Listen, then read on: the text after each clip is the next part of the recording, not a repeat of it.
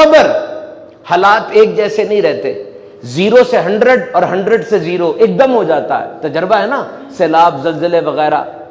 مشکلات, مصائب و آلام, تکالیف یہ آنی ہیں, لیکن مشکل وقت میں ناشکری کر کے اور واویلا مچا کے اور غلط الفاظ بول کر اس مشکل کو مزید مشکل تو نہ بناؤ نا. گڑھے میں گر گئے ہو, سب سے پہلا کام کیا کرنا ہے؟ گڑھے کو کھودنا بند کرنا ہے. مشکل کی آگ سے گزر رہے ہو تو گزرتے رہو, رکنا نہیں ہے, آگ ختم ہو جائے گی. کیونکہ اگر زخم کو ٹھیک کرنا ہے سب سے پہلے اس کو چھیڑنا تو بند کرو. دیکھو مشکل نے آنا ہے, لازمی آنا ہے.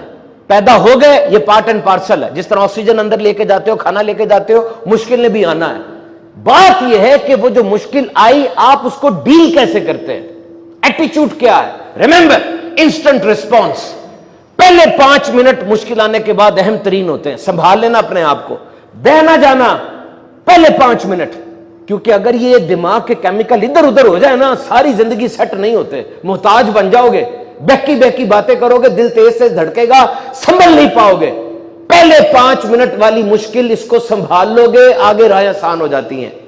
70 سے زیادہ بار قرآن میں صبر کا ذکر آیا, more than 70 times. آج آپ کسی عہدے والے, شہرت والے کے دوست ہیں, کالیں کرا کرا کے باتیں کراتے ہیں, جی میرے دوست ہیں یہ, اور کارڈ دیتے ہو وزٹنگ, دیکھیں میرے پاس اس کا کارڈ ہے.